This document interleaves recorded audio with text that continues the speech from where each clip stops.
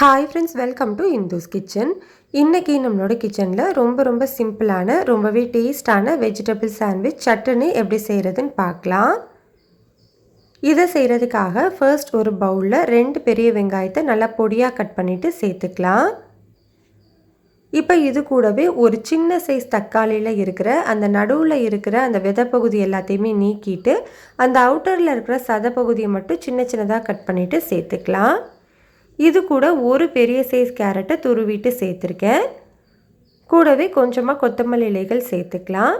காய்கறிகள் சேர்க்குறது நம்மளோட விருப்பம் தான். நீங்கள் கேரட் கூடவே ஸ்வீட் கார்ன் சேர்த்துக்கலாம். பொடியாக நறுக்கின கேப்சிகம், குக்கும்பர், அதே மாதிரி முட்டைக்கோஸ் எது வேணும்னாலும் உங்களுக்கு விருப்பமான காய்கள் நீங்கள் சேர்த்துக்கலாம். நான் இன்றைக்கி கேரட் மட்டும்தான் சேர்த்துருக்கேன்.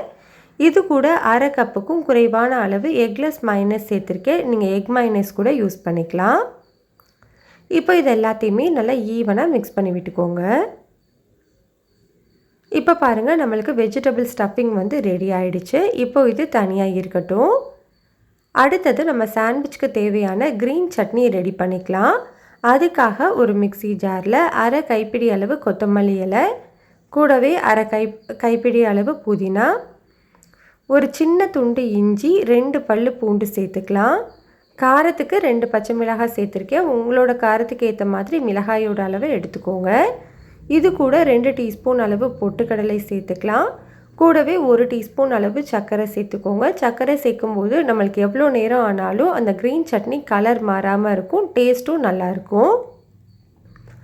இது கூடவே பாதி லெமனோட ஜூஸ், இதுக்கு தேவையான அளவு உப்பு, 1/4 டீஸ்பூன் அளவு தூள் உப்பு சேர்த்துட்டு இதில் கொஞ்சமாக தண்ணி சேர்த்து நல்லா ஸ்மூத்தான சட்னியாக அரைச்சி எடுத்துக்கோங்க. சட்னியோட கன்சிஸ்டன்சி உங்களுக்கு இந்த மாதிரி தான் இருக்கணும். ரொம்ப திக்காகவும் இல்லாமல் ரொம்ப தண்ணியாகவும் இல்லாமல் இந்த மாதிரி இருக்கணும். அப்போது தான் நம்மளுக்கு ப்ரெட்டில் ஸ்ப்ரெட் பண்ணுறதுக்கு ஈஸியாக இருக்கும். இப்போ இது தனியாக இருக்கட்டும். அடுத்தது நம்ம சாண்ட்விச் ரெடி பண்ணுறதுக்காக 2 ப்ரெட் எடுத்திருக்கேன். நான் இன்றைக்கி ஸ்வீட் ப்ரெட் தான் யூஸ் பண்ணுறேன். நீங்கள் சாண்ட்விச் ப்ரெட் கூட யூஸ் பண்ணிக்கலாம். ஒரு ப்ரெட் மேலே ஒரு 2 டீஸ்பூன் அளவு க்ரீன் சட்னி சேர்த்து நல்லா ஈவனாக ஸ்ப்ரெட் பண்ணி விட்டுக்கோங்க. இந்த மாதிரி நல்லா ஈவனாக ஸ்ப்ரெட் பண்ணதுக்கு அப்புறமா நம்ம ரெடி பண்ணி வச்சுருக்கிற அந்த வெஜிடபிள் ஸ்டஃபிங்கில் ஒரு 2 டேபிள் ஸ்பூன் அளவு சேர்த்துக்கலாம். ஸ்டஃபிங் சேர்த்துட்டு நல்லா ஈவனாக ஸ்ப்ரெட் பண்ணி விட்டுக்கோங்க. பாருங்கள், இந்த மாதிரி நல்லா ஈவனாக ஸ்ப்ரெட் பண்ணியிருக்கணும். நம்ம வச்சுருக்கிற இன்னொரு ப்ரெட்டில் ஒரு 2 டீஸ்பூன் அளவு டொமேட்டோ சாஸ் சேர்த்துக்கலாம். டொமேட்டோ சாஸ் சேர்த்து நல்லா ஈவனாக ஸ்ப்ரெட் பண்ணிக்கலாம். உங்களுக்கு டொமேட்டோ சாஸ் ஒரு சைடு வேண்டாம் அப்படின்னு நினச்சிங்கன்னா 2 சைடுமே நீங்கள் க்ரீன் சட்னியே கூட ஸ்ப்ரெட் பண்ணி விட்டுக்கலாம். இப்போ இந்த ப்ரெட்டை அப்படியே நம்ம ரெடி பண்ணி வச்சுருக்கிற ஸ்டஃபிங் மேலே வச்சுக்கலாம். அவ்வளோதான், நம்மளுக்கு ப்ரெட் ரெடி ஆகிடுச்சு. நம்ம இப்போ தவாவில் போட்டு எடுத்துக்கலாம். தோசைக்கல் நல்லா சூடுபடுத்திக்கோங்க. கல் நல்லா சூடானதுக்கப்புறமா இதில் 1 டீஸ்பூன் அளவு பட்டர் சேர்த்து நல்லா ஈவனாக ஸ்ப்ரெட் பண்ணதுக்கப்புறமா நம்ம ரெடி பண்ண ப்ரெட் சேர்த்துக்கலாம். ஸ்டவ்வை மீடியம் ஹீட்டில் வச்சுட்டு ஒரு 2 நிமிஷம் வெந்ததுக்கப்புறமா திருப்பி விட்டு ஒரு 2 நிமிஷம் வேக வச்சு எடுத்துக்கோங்க.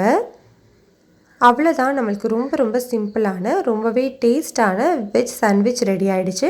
கட்டாயம் இந்த ரெசிபி ட்ரை பண்ணி பாருங்கள். குழந்தைங்கள்லேருந்து பெரியவங்க வரைக்கும் எல்லாருக்குமே ரொம்ப பிடிக்கும். இந்த ரெசிபி உங்களுக்கு பிடிச்சிருந்ததுன்னா லைக் பண்ணுங்கள், ஷேர் பண்ணுங்கள், கமெண்ட் பண்ணுங்கள். இந்துஸ் கிச்சனை சப்ஸ்கிரைப் பண்ணிக்கோங்க.